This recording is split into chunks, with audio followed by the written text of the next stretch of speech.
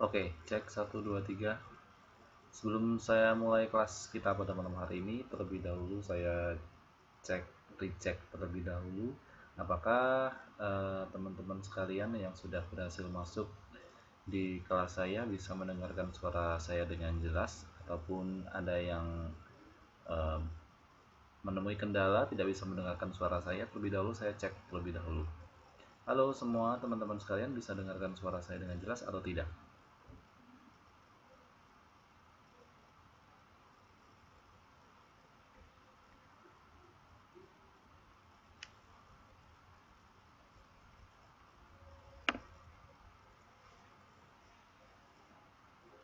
Baik, Mbak Siti Mariam dan Mbak Putri sudah merespon saya, dan Mbak Ningsih juga begitu, bahwa beliau-beliau ini sudah bisa mendengarkan suara saya.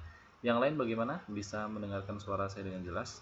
Di sini saya juga sudah share untuk layar monitor laptop saya. Apakah teman-teman sekalian juga bisa melihat layar monitor dengan jelas?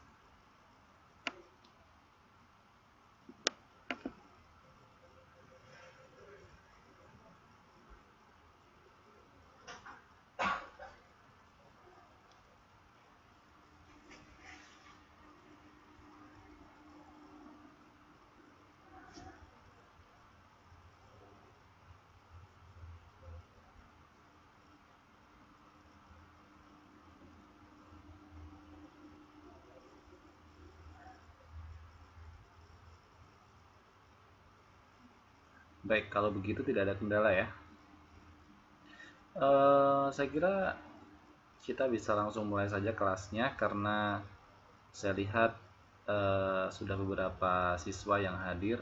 Artinya kalau dibandingkan dengan kelas-kelas sebelumnya sudah termasuk banyak, sehingga saya tidak perlu panjang lebarkan lagi untuk menunggu. Artinya saya tidak gunakan lagi waktunya untuk banyak menunggu. Jadi kita bisa memulai kelas kita pada kesempatan malam hari ini, untuk memulai kelas setelah kalian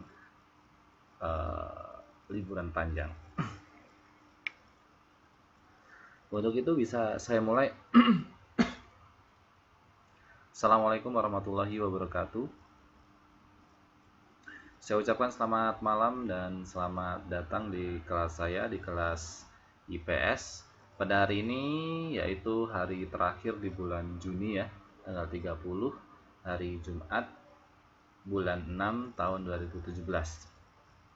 Ya, kebetulan pada malam hari ini masih dalam suasana Syawal ya, atau bulan baru setelah bulan Ramadan. Untuk itu saya pribadi mengucapkan minal aizin wal faizin, mohon maaf lahir dan batin, taqabbalallahu minna wa minkum.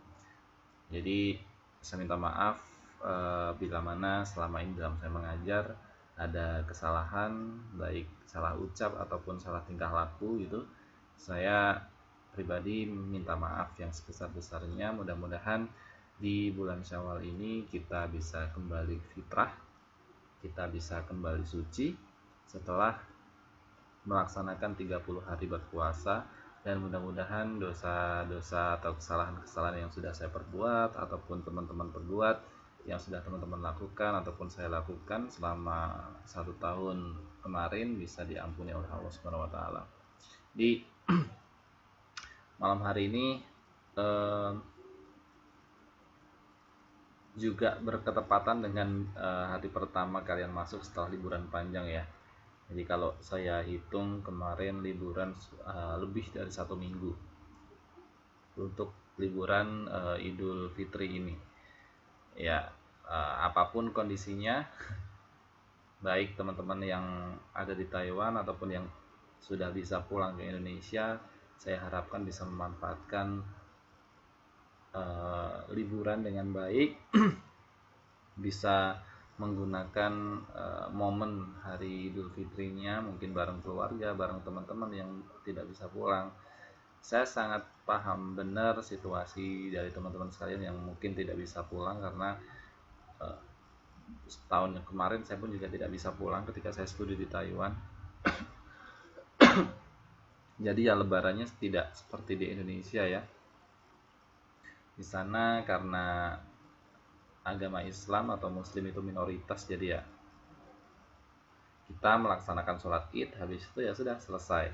Mungkin kita halal bihalalan dengan teman-teman yang kita kenal ataupun teman-teman yang bisa dihubungi dan sebagainya. Tidak seperti di Indonesia, mungkin H+7 atau Lebaran hari ke-7 masih berkeliling ke sanak saudara begitu. Ya, kita berdoa saja mudah-mudahan lebaran-lebaran berikutnya kita masih bisa ketemu, kita masih bisa ketemu lagi di bulan Ramadan di tahun-tahun yang akan datang, sehingga kita bisa meningkatkan kualitas ibadah kita dan kita bisa introspeksi diri apakah kemarin ibadah yang sudah kita laksanakan selama bulan Ramadan itu sudah baik, sudah banyak, atau sudah khusyuk ya, sehingga untuk bulan-bulan ke depan bisa kita tingkatkan atau lebih kita improvekan ya. Baik, mungkin itu ya. Jadi sekali lagi saya ucapkan minal aidin wal faizin, mohon maaf lahir dan batin. Kemudian tadi saya lihat ada siswa baru ya. Jadi saya mohon maaf sekali saya salah menyebutkan sapaan. Jadi tadi Mbak Siti Maria menyebutkan bahwa yang baru masuk atau yang baru bergabung dengan kelas kita itu adalah mas-mas, bukan mbak-mbak ya. Ya, saya latah karena selama ini banyak siswanya yang mbak-mbak itu ya, atau yang putri. Jadi sekali siswanya masuk gitu ya, saya kira itu mbak-mbak atau siswi putri gitu ya. Jadi alhamdulillah sekali ada siswa baru putra yang masuk, punya semangat untuk ikut bergabung dengan kejar paket B ya. Mudah-mudahan apapun kondisinya saya bisa membantu teman-teman sekalian untuk sharing informasi, berbagi ilmu pengetahuan di program belajar kejar paket B ini ya. Bagi yang baru masuk atau yang baru bergabung dengan kelas saya ya, jadi nama saya Pak Arif Pranada di sini sesuai dengan yang ada di layar yang saya tampilkan di sini ya. Jadi Mas atau Mbak-mbak yang baru bergabung di kejar paket B, saya perkenalkan diri bahwa nama saya adalah Pak Arif Pranada, di mana untuk kelas 7 ini saya mengampu atau mengajar dua mata pelajaran, yaitu mata pelajaran IPS dan mata pelajaran keterampilan fungsional teknologi informasi dan komunikasi. Dalam hal ini IPS akan dilaksanakan setiap hari Jumat pukul 9 malam dan keterampilan fungsional akan dilaksanakan setiap hari Minggu dengan jam yang sama, yaitu mulai pukul 21.00 waktu Taiwan. Nah, untuk itu silahkan bergabung saja bagi yang baru bergabung, yang baru masuk atau baru ikut kelas di kejar paket B. Untuk kelas, jadi kita sudah berjalan separuh perjalanan ya, artinya kita sudah masuk di pertemuan setengah dari satu semester ini, dan sangat pas sekali pada malam hari ini kita masuk di pertemuan yang ke-7. Jadi bagi yang baru masuk, saya akan sampaikan lagi bahwa dalam satu semester ini akan ada 14 kali pertemuan, di mana nanti dari 14 kali pertemuan itu akan dibagi menjadi dua bagian, yaitu pertemuan 1 sampai 7. Kemudian nanti kalian akan mengikuti atau melaksanakan evaluasi belajar yang namanya ujian tengah semester. Nah, setelah ujian tengah semester kalian laksanakan, kalian nanti akan meneruskan dengan 7 pertemuan lanjutan, yaitu pertemuan ke-8 hingga pertemuan ke-14. Habis itu akan diadakan atau kalian wajib melakukan atau mengikuti ujian akhir sekolah. Ini ada Mbak Munawaroh mengetikkan bahwa maaf HP saya error, kadang mati sendiri dan sulit buat typing, jadi hari ini oke, nggak apa-apa Mbak Munawarah. Terima kasih atas pemberitahuannya. Jadi saya tahu kendalanya apa, saya paham kondisinya bagaimana, sehingga bagaimanapun proses belajarnya selama kalian bisa menyimak saya dengan baik, eh, walaupun ada kendala tidak bisa langsung berinteraksi, artinya tidak bisa mengetik respon ke saya kira tidak apa-apa.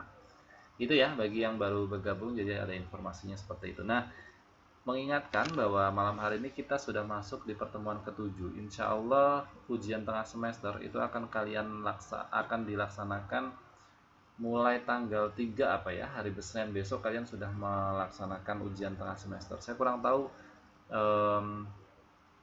waktunya, saya agak lupa karena pemberitahuan dari pihak akademik kemarin kalau nggak salah memberitahukan kepada saya untuk segera setor soal, tapi alhamdulillah sudah saya setor soalnya sejumlah 25 soal. Jadi kalau tidak salah nanti ujian tengah semesternya akan dilaksanakan hari Senin besok atau tanggal 3. Coba nanti saya tanyakan lagi pada bidang akademik ya, gitu. Baik, sebelum saya mulai, saya cek lagi suara saya bisa didengar dengan jelas ya, atau layar monitor bisa dilihat dengan jelas ya.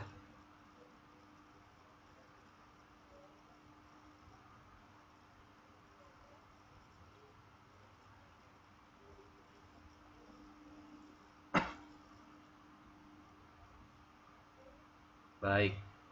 Ya, kenapa saya tanyakan teman-teman sekalian bahwa suara saya masuk atau layar monitor masuk atau tidak? Karena pada malam hari ini saya akan memberikan bonus kepada kalian. Bonus cuma-cuma ya. Jadi minggu depan atau hari Senin depan kalian akan melaksanakan ujian tengah semester kan ya. Jadi kalian akan mengerjakan soal-soal dan sebagainya, dan malam hari ini saya sudah mempersiapkan kurang lebih 15 soal dan itu akan saya keluarkan di ujian tengah semester ya. Sekali lagi, jadi malam hari ini kita akan membahas soal-soal yang nanti akan saya keluarkan di ujian tengah semester. Jadi tolong dicatat baik-baik jawabannya apa, kemudian diperhatikan penjelasan saya apa, sehingga besok setidaknya kalian sudah mengantongi jawaban yang benar, gitu ya. Dan sebagai pendalaman materi ya, atau review materi, saya nanti minta teman-teman sekalian untuk berinteraksi dengan saya, karena di sini saya nanti akan tampilkan soal-soal beserta pilihan jawabannya. Nanti kalian tinggal pilih jawaban yang menurut kalian itu benar ya, tinggal nanti memberikan respon kepada saya melalui kolom chat ini ya, ketikkan saja A, B, C, atau D gitu ya, sehingga nanti kita bisa bahas secara bersama-sama apakah jawaban saudara sekalian benar dan apa sebenarnya jawaban yang benar. Nah, untuk itu mari sebelum kita mulai materi pada malam hari ini, kita terlebih dahulu memanjatkan doa kepada Tuhan Yang Maha Esa supaya apa yang akan kita pelajari pada kesempatan malam hari ini bisa berjalan dengan tertib, lancar, dan bisa mendapatkan manfaat. Untuk itu, berdoa menurut keyakinan dan agama kita masing-masing. Berdoa, saya persilahkan.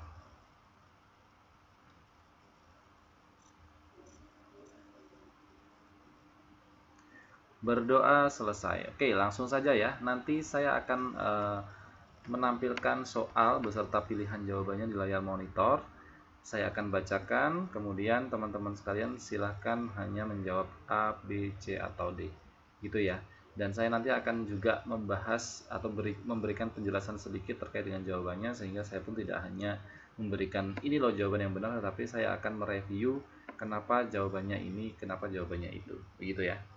Oke, kita mulai dari pertanyaan nomor 1 sebagai mata pelajaran pendalaman materi pelajaran IPS pada malam hari ini. Kok nggak bisa gerak? Oke. Ya, sebentar ya. Ini bermasalah. Ya, Ini pertanyaan nomor 1. Saya bacakan. Ini ada kaitannya dengan materi yang kemarin sudah kita bahas ya.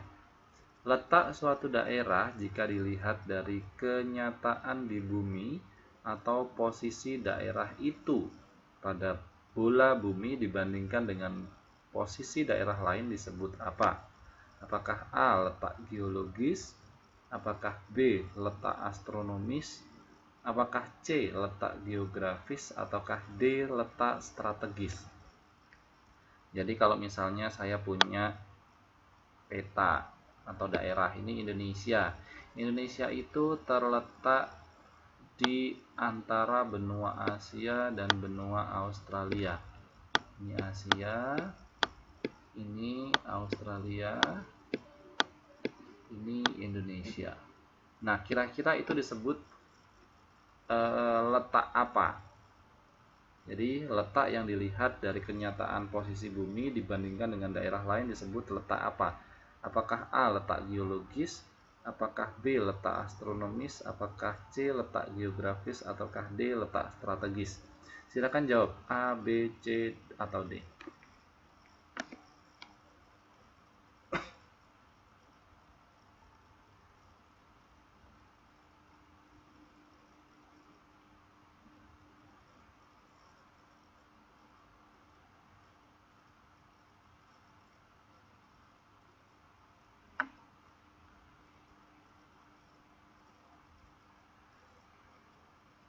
Kira-kira jawabannya yang mana?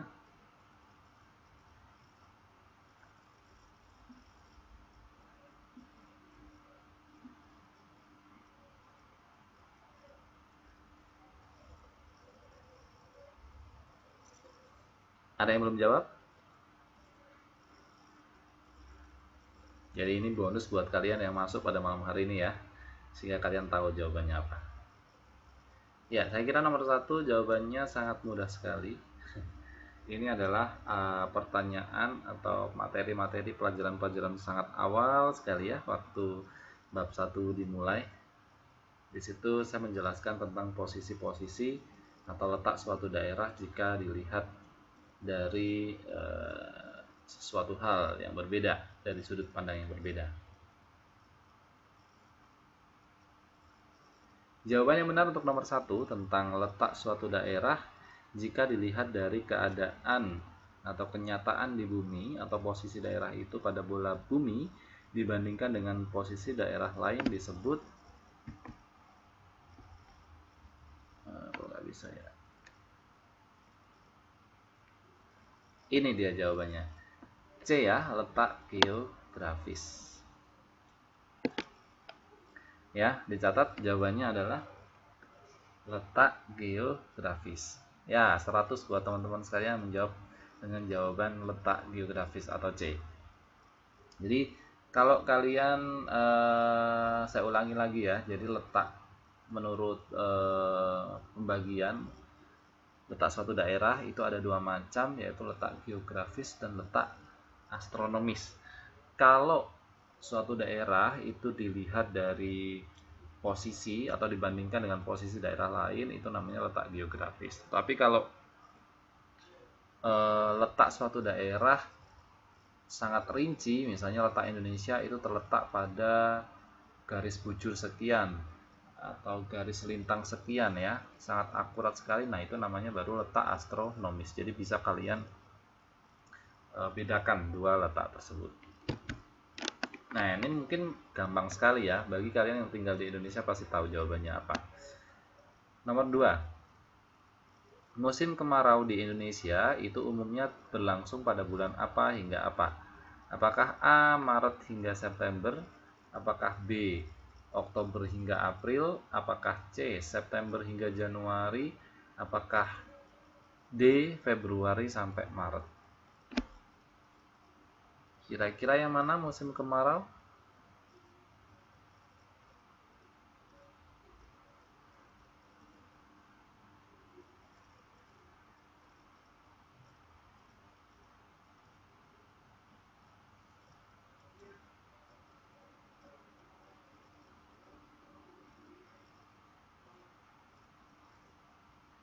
Saya ulangi lagi ya.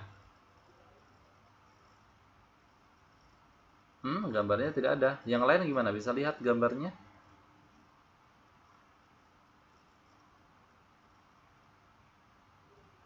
Bisa ya? Ayo dipikir lagi ya. Ini sudah mulai agak membingungkan. Musim kemarau di Indonesia itu umumnya berlangsung atau terjadi pada bulan apa? Apakah A. Maret hingga September? Apakah B. Oktober hingga April? Apakah C. September hingga Januari? Apakah D. Februari sampai Maret? Mungkin Mbak Siti Mariam log out dulu, kemudian nanti masuk lagi. Mungkin itu bisa membantu untuk mengeluarkan gambarnya lagi.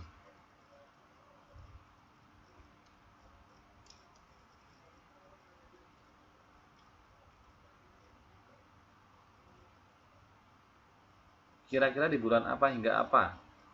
Jadi musim kemarau itu kalau di Taiwan sama kayak summer ya. Tapi kalau summer itu kan atau musim panas cuman 3 bulan ya. Tapi kalau di Indonesia bisa 6 bulan karena hanya ada 2 musim ya, musim hujan dan musim apa. Nah, musim kemarau di Indonesia terjadi pada bulan apa? Apakah A. Maret hingga September? Apakah B. Oktober sampai April? Apakah C. September hingga Januari? Apakah D. Februari sampai Maret?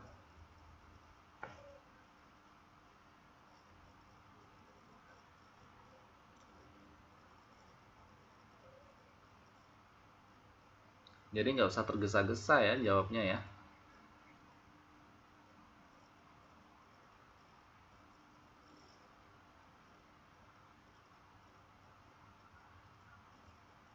Sekarang gimana Mbak Putri? Tulisannya kelihatan nggak?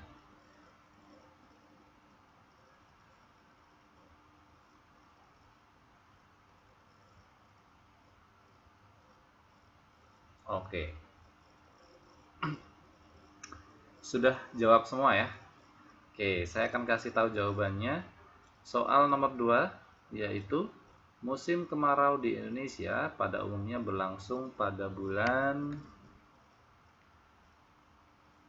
Iya, jawabannya adalah Maret sampai September. Ini adalah musim kemarau yang terjadi di Indonesia. Ada yang mengatakan April sampai September, ada yang mengatakan Maret sampai September. Itu sama saja ya. Yang jelas dulu saya pernah mengatakan pada saat pelajaran ya, mata pelajaran pada saat saya menyampaikan bab ini, bahwa untuk mempermudah musim ya, kapan musim kemarau, kapan musim hujan terjadi di Indonesia, yang pertama kalian ingat adalah ketika dia ada ber ya. Jadi September, Oktober, November, Januari gitu ya. Itu merupakan bulan dimana dia termasuk musim hujan. Jadi kalau ber itu kalau orang Jawa dulu kaitannya dengan sumber ya. Sumber itu kaitannya dengan air. Jadi Oktober, November, Desember itu pasti terjadi musim hujan di Indonesia.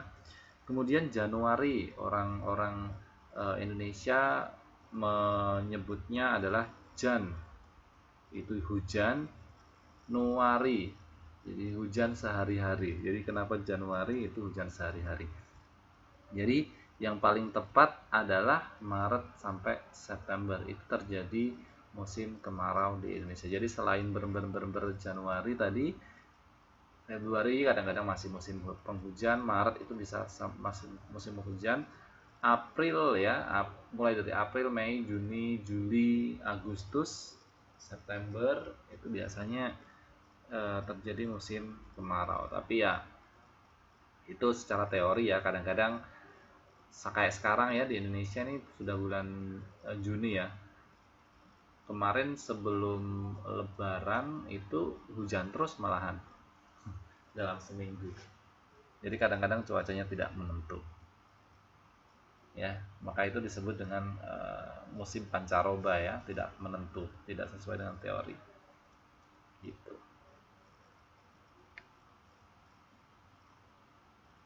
Oke, silahkan.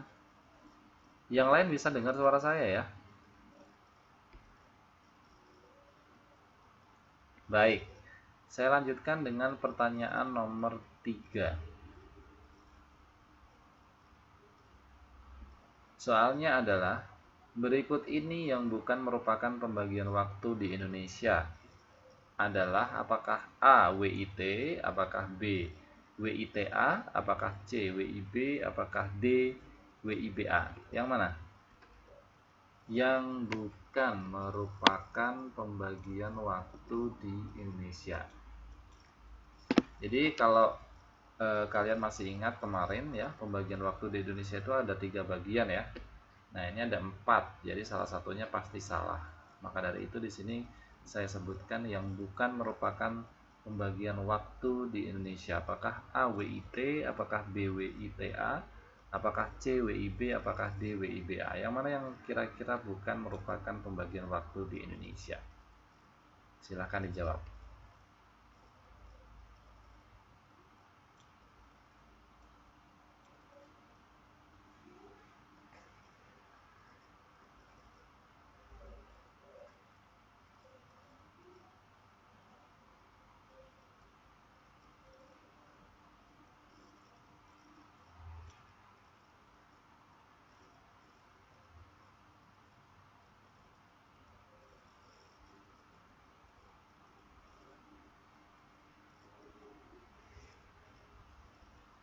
Ada yang belum jawab?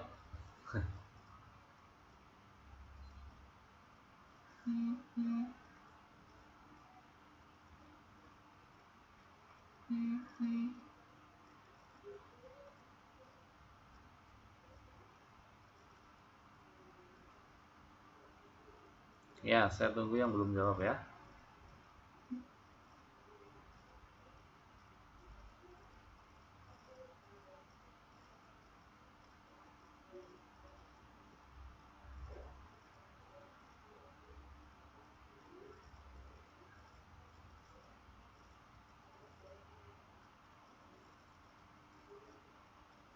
Oke, untuk soal nomor 3 yang bukan merupakan pembagian waktu di Indonesia adalah, jawaban yang benar adalah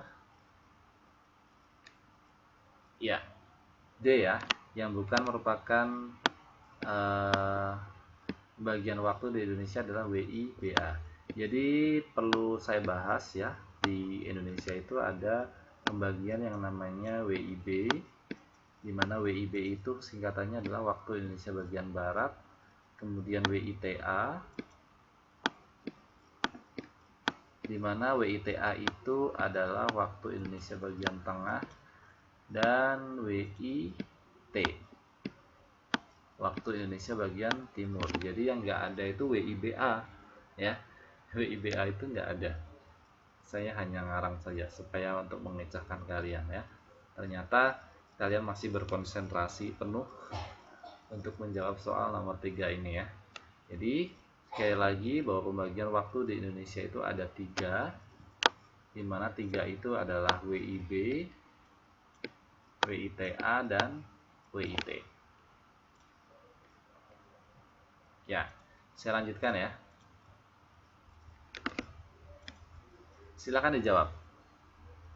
Angin musim yang tidak banyak membawa uap air sehingga menyebabkan terjadinya musim kemarau di Indonesia itu merupakan angin apa? Apakah A.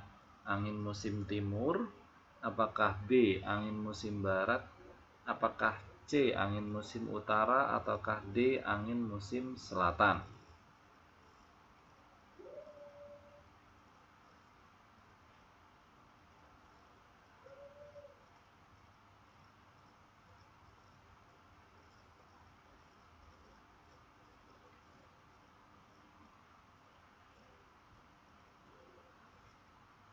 Jadi di Indonesia itu kan ada 2 angin musim ya, dimana salah satunya adalah angin musim yang tidak membawa banyak uap air, sehingga ketika angin musim itu tidak banyak membawa uap air, maka di Indonesia terjadi musim kemarau. Berbeda lagi dengan salah satu angin musim yang lainnya, di mana angin musim itu banyak sekali membawa uap air ya, sehingga di Indonesia terjadi musim hujan. Nah, kira-kira yang tidak banyak membawa uap air itu angin musim apa? Apakah A. angin musim timur? Apakah B. angin musim barat? Apakah C. angin musim utara? Ataukah D. angin musim selatan?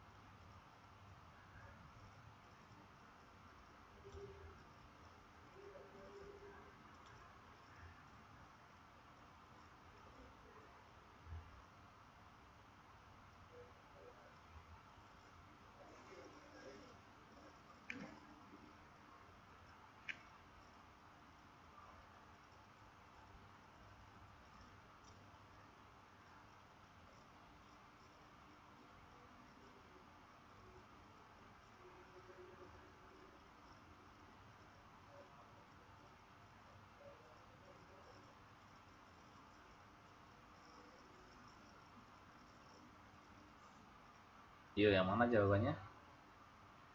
Untuk jawaban nomor 4 ini, soal nomor 4, bahwa angin musim yang tidak banyak membawa uap air sehingga menyebabkan terjadinya musim kemarau di Indonesia adalah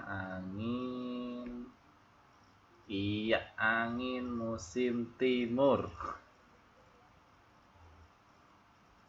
Jawabannya adalah A ya, angin musim timur. Jadi hanya ada dua angin musim di Indonesia yang mengakibatkan dua musim berbeda, yaitu angin musim timur dan angin musim barat. Tidak ada angin musim utara dan tidak ada angin musim selatan. Jadi jawabannya adalah angin musim timur, di mana angin musim timur ini adalah angin yang berhembus dari arah timur, yaitu dari benua Australia mengarah ke Indonesia menuju benua Asia ya. Nah, tapi perlu kalian ketahui bahwa di angin ini Indonesia ya, saya gambarkan Indonesia. Ya, ini Australia. Jadi angin musim timur ini bergerak dari benua Australia menuju ke Indonesia atau dari timur ke Indonesia bergerak menuju ke Asia gitu ya. Nah, angin ini tidak banyak mengandung uap air karena apa? Karena angin ini berhembus dari daratan ya, dari benua Australia sehingga tidak membawa banyak uap air, dan uap air yang dibawa pun kemudian di angkasa hilang, tidak sampai jadi hujan sudah hilang. Nah, berbeda dengan angin musim barat. Kalau angin musim barat itu bergerak dia dari Samudra Hindia, Samudra Pasifik ya, Samudra Pasifik kemudian menuju ke Indonesia membawa banyak uap air sehingga itu mengakibatkan musim hujan.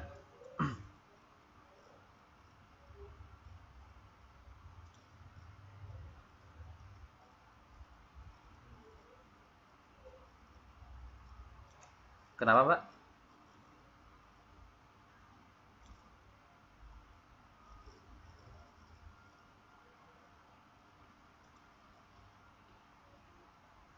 Ada yang mau klarifikasi?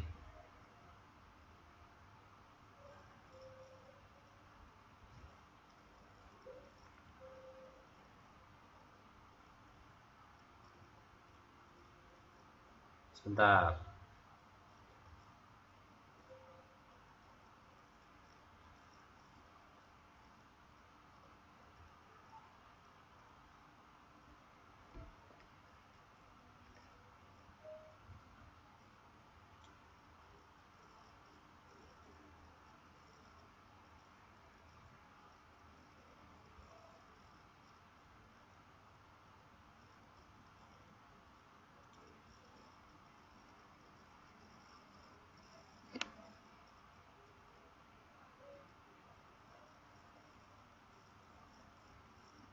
Tidak bisa di full screen, sebentar.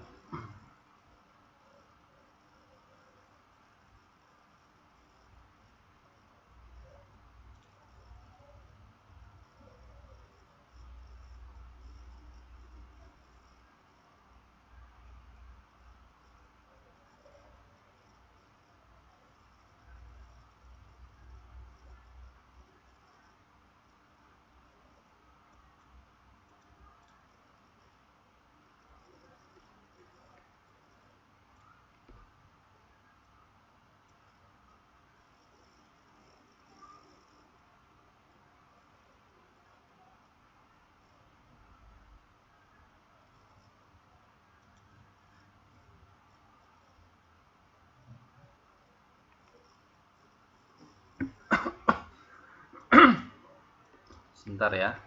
Mbak Putri tidak bisa melihat layar dengan full. Saya ini aja.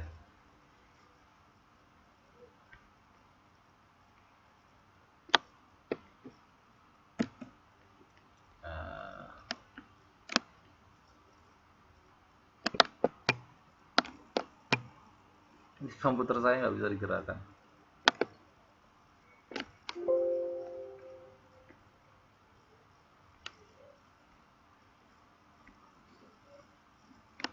Ya, begini gimana?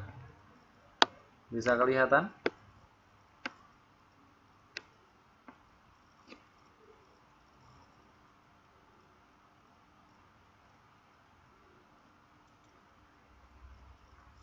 Tadi ada yang tanya.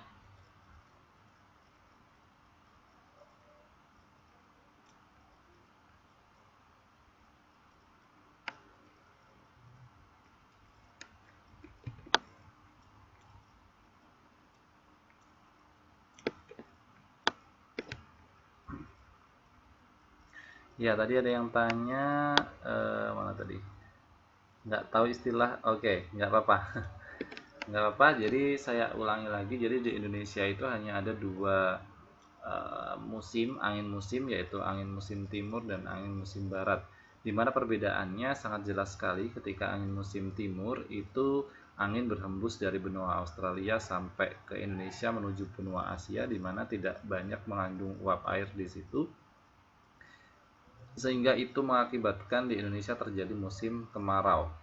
Ya, kemudian eh, kalau angin musim barat itu kebalikannya, jadi angin yang berhembus dari benua Asia, ya, dari banyak yang mengandung uap air terutama dari Samudra Pasifik, ya, sehingga terjadilah di Indonesia musim hujan karena uap air yang dibawa sangat banyak sehingga dia akan berkondensasi dan menjadi awan yang tebal sehingga dia akan turun sebagai hujan di Indonesia.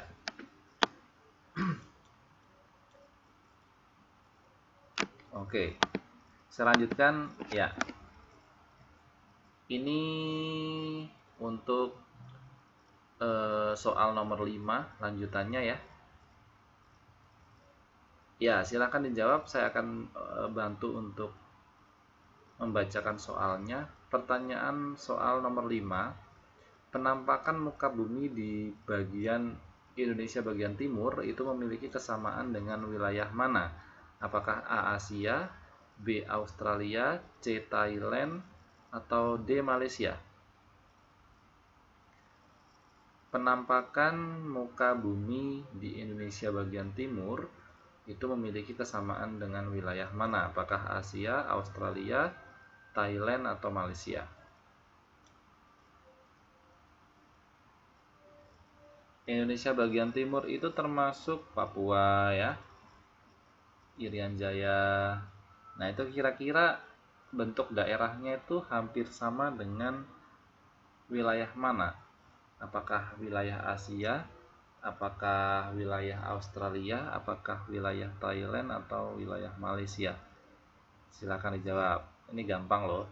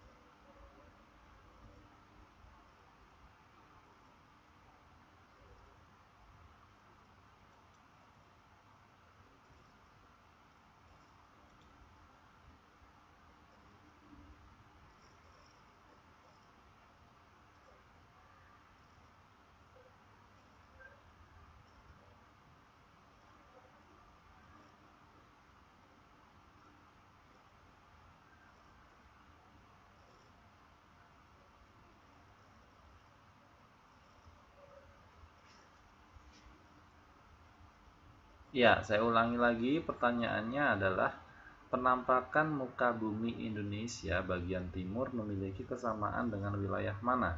Apakah A. Asia, B. Australia, apakah D. Thailand, ataukah apakah A. Asia, B. Australia, C. Thailand, ataukah D. Malaysia?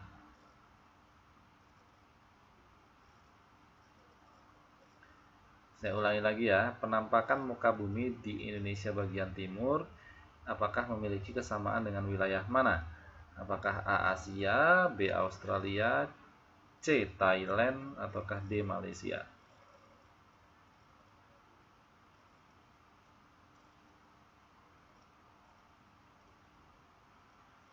Indonesia bagian timur itu saya kasih clue-nya ya. Daerah-daerah di Papua, Irian Jaya, Jayapura itu ya. Ya, yang mana?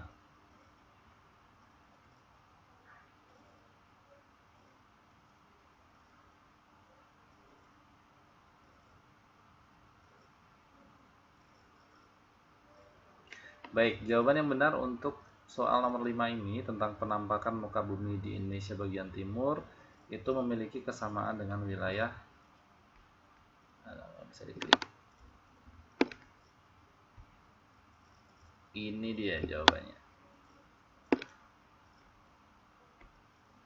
Ya, jawabannya adalah B ya, Australia.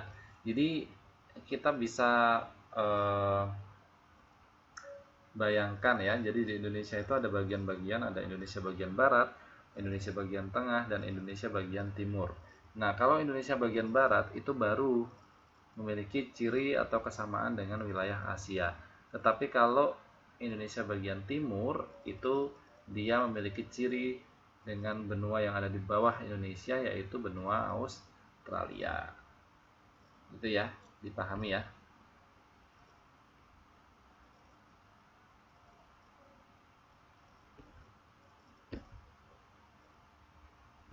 Ini tadi udah. Ya, soal selanjutnya. Berdasarkan letak garis lintangnya, Indonesia itu termasuk dalam kawasan negara yang memiliki iklim dengan kategori apa? Apakah A. dingin, apakah B. subtropis, apakah C. tropis, apakah D. semitropis? Ya, kira-kira iklim di Indonesia itu apa? Apakah A. dingin, B. subtropis, C. tropis, ataukah D. semitropis? Ini pasti mudah ya, harus bisa semua.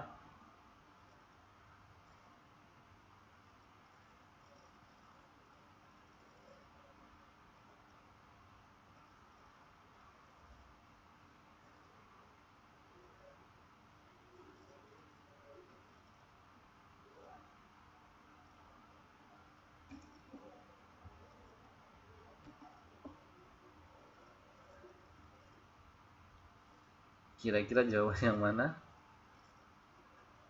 Susah ngetik ya, andaikan saja Mbak Maulid saya bisa mendengarkan suara kalian ya. Saya bisa bayangkan itu akan ramai sekali di kelas. Tapi nggak apa-apa Mbak, sebisanya. Ya, untuk soal nomor ini sangat mudah sekali ya.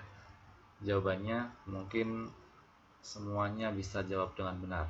Berdasarkan letak garis lintangnya, Indonesia itu termasuk dalam kawasan negara yang memiliki iklim dengan kategori tropis. Jadi menurut garis lintangnya ya, Indonesia itu terletak di dalam kawasan dengan iklim panas. Berbeda dengan iklim di Taiwan ya. Kalau di Taiwan itu subtropis ya, dimana kalau negara-negara yang memiliki iklim subtropis itu pasti dia memiliki musim lebih dari 2. Seperti di Taiwan memiliki 4 musim ya. 4 musim, yaitu ada musim dingin, ada musim gugur, ada musim panas, dan ada musim semi. Ya, kalau di Indonesia hanya 2 musim, musim kemarau dan musim hujan, karena berada di bawah daerah dengan kategori iklimnya iklim panas atau iklim tropis.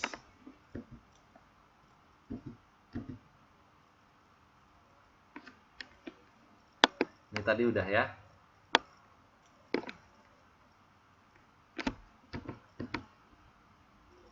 Oke. Soal selanjutnya. Di Indonesia tercatat memiliki 128 gunung api. Nah, salah satu pengaruh dari banyaknya gunung api yang dimiliki oleh Indonesia adalah apakah A. mengakibatkan kesuburan tanah di Indonesia, kemudian B. polusi meningkat, kemudian C. panas bumi menjadi tinggi, apakah D. pencemaran air. Ya, saya ulangi lagi pertanyaannya. Di Indonesia ini tercatat memiliki 128 gunung api. Nah, apakah sebenarnya pengaruh dari banyaknya gunung api yang ada di Indonesia? Apakah A. kesuburan tanah, B. polusinya meningkat, apakah C. panas bumi menjadi tinggi, apakah D. pencemaran air?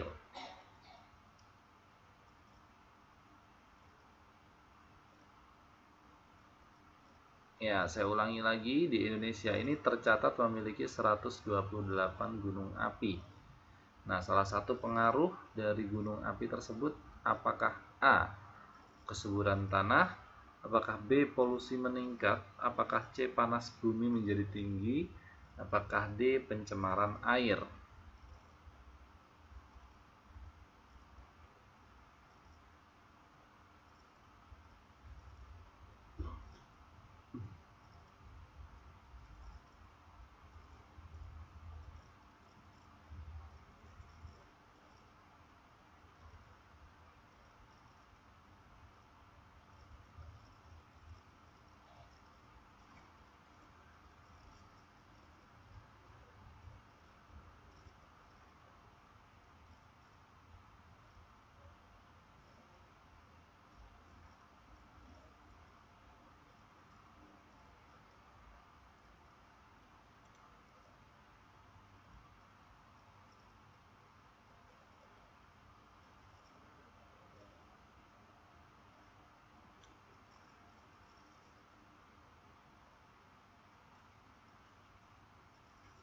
Ya, jawaban yang benar untuk pertanyaan ini adalah bahwa di Indonesia ini tercatat kurang lebih ada 128 gunung api. Salah satu pengaruh dari gunung api tersebut adalah mengakibatkan keadaan tanah di Indonesia ini menjadi sangat subur ya. Jadi jangan terkecoh dengan jawaban bahwa gunung api mengakibatkan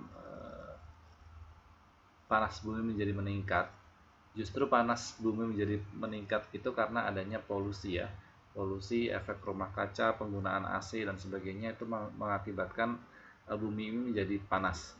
Ya, yang benar adanya gunung api, semakin banyak gunung api yang ada di suatu negara atau suatu daerah, semakin subur lahannya. Karena apa? Material-material yang dikeluarkan oleh gunung api tersebut itu merupakan material-material di mana jika material tersebut nempel ke tanah gitu ya, atau tersebar ke tanah gitu ya, nah itu akan mengakibatkan tanah itu menjadi subur. Jadi kalau misalnya dulu ya gunung-gunung di Indonesia itu meletus kemudian abunya kemana-mana. Nah, abu itu sebenarnya mengakibatkan tanah itu menjadi subur. Oke, mungkin satu lagi ya soalnya ya. Ya, sudah ada peringatan 5 menit lagi. Oke, satu lagi soalnya. Ya, silakan dijawab. Persebaran flora di Indonesia atau persebaran tumbuh-tumbuhan di Indonesia itu dipengaruhi oleh beberapa faktor, kecuali apa? Apakah A. iklim, apakah B. kondisi tanah, apakah C. formasi astronomi, ataukah D. relief daratan?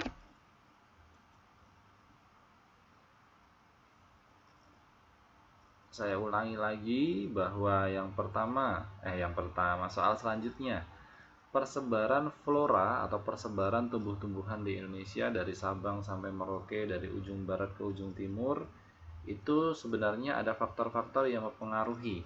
Nah, berikut ini yang bukan merupakan faktor-faktor yang mempengaruhi persebaran flora di Indonesia tersebut itu yang mana?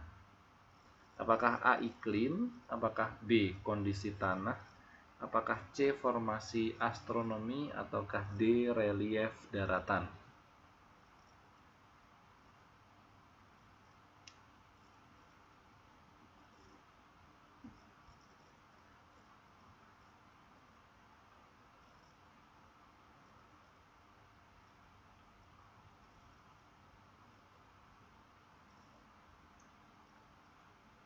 Yang mana kira-kira jawabannya?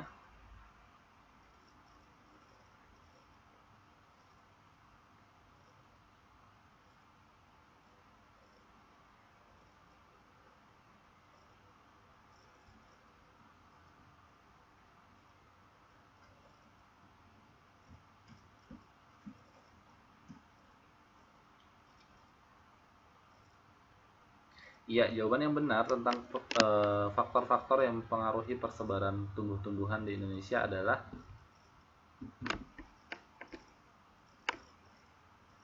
formasi astronomi. Jadi formasi astronomi itu merupakan bukan faktor yang merupakan faktor-faktor yang mempengaruhi persebaran flora. Jadi kalau iklim itu sangat mempengaruhi, ya. Iklim panas di Indonesia ini sangat mempengaruhi persebaran flora-flora atau tumbuh-tumbuhan yang ada di Indonesia. Kemudian kondisi tanahnya seperti itu. Jadi kadang-kadang ada di Indonesia itu ada kondisi-kondisi tanah yang dekat dengan gunung api, itu nanti tanamannya berbeda-beda dengan jenis-jenis jenis tanaman yang ada di daratan.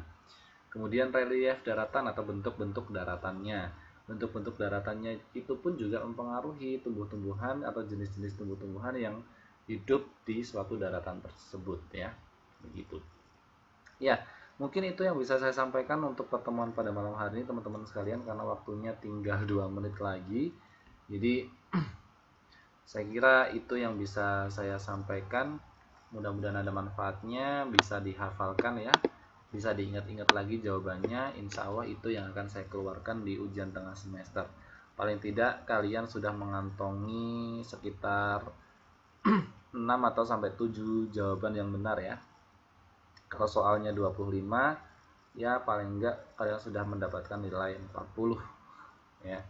Jadi tinggal cari lagi dengan jawaban yang benar ya, belajar lagi. Dan pesan saya, jangan tergesa-gesa mengerjakannya ya. Dipikir lagi, dijawab dengan matang ya, yang fokus gitu ya. Jadi jangan terburu-buru, jangan tergesa-gesa. Mudah-mudahan teman-teman sekalian semua mendapatkan nilai yang baik. Mungkin itu yang bisa saya sampaikan teman-teman sekalian. Mari pertemuan pada malam hari ini kita tutup dengan berdoa menurut keyakinan dan agama kita masing-masing. Berdoa dipersilahkan.